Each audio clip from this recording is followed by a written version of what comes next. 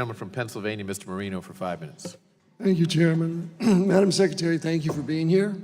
Thank you for giving succinct, direct answers. I appreciate that. Thank you for your service. When I was a district attorney and a U.S. attorney, when we arrested people for violence, for drugs, for breaking the law, many of them had children.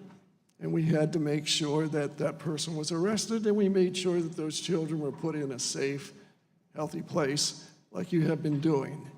We didn't let the person go because they had children. That's absurd. So I agree with what you've been doing in the policy, and I've been following it closely because I have a special place in my heart, like many of us here on this committee do, for children. My children are adopted. I was a foster parent. I'm a big brother, the whole 9 yards. I've worked with Homeland Security when I was a U.S. attorney for many years. I have the utmost respect for the people that work at Homeland Security. They are professionals, and they are a credit to our agency. I'm embarrassed by the performance that was done here a little bit ago that was called you a liar, and that you were not remorseful and you were unsympathetic.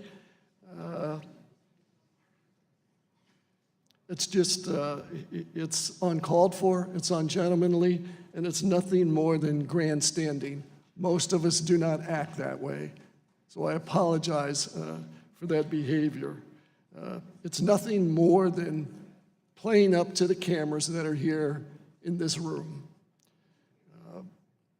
One of my best, closest friends on the other side, Karen Bass, and I spend a lot of time working with children in foster care and adoptions, and we're going to continue to do that. Just please make sure that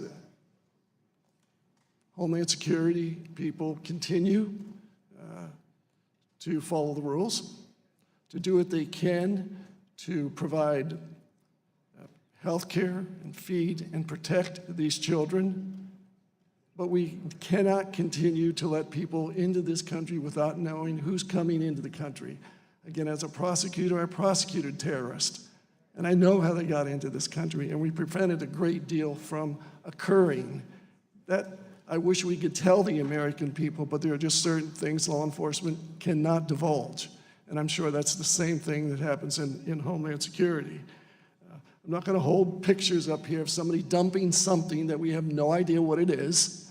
I'm not going to pay too much attention to, well, I heard this or someone told me that. I deal in facts as a prosecutor. What I do want to ask you is, what can we do here in Congress to make sure that you have the tools, and please don't hesitate to tell us what tools you need to continue to secure the borders, protect people who are in this country, Americans who are here legally, and by the same token, have a process whereby we can have individuals who want to come into this country legally. We do it in, hopefully, a more efficient and effective manner. Yes, sir. So again, the goals here are to have a safe and orderly flow. The goal is to protect those who are seeking asylum. It cannot be that the way that we do that is we force them to pay a smuggler and trafficker and put themselves at risk. So I will continue to work with the Northern Triangle countries, with Mexico, to help vulnerable populations as soon as possible. From Congress, I would ask for wall. We need wall. We also need to change some of the outdated laws to reflect the current flow. Could I ask you to, when you say wall, explain to the American people what that means, because of I know the high-tech systems that we're attempting to implement as well. Yes.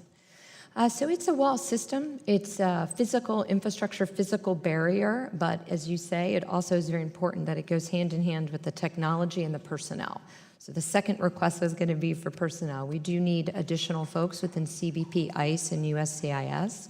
that will help us ensure that this flow is processed as quickly as possible and also in a safe and orderly way. And there's lots of other things we can go into the Homeland. But the last one is to change the laws so that they reflect the current flow. For example, back when TVPRA was passed, the vast majority of migrants were Mexican. Now that is no longer true. So to treat a child from Mexico differently than a child from other countries no longer makes sense. They need to apply equally. We need to be able to protect them the same. Thank you. I yield back.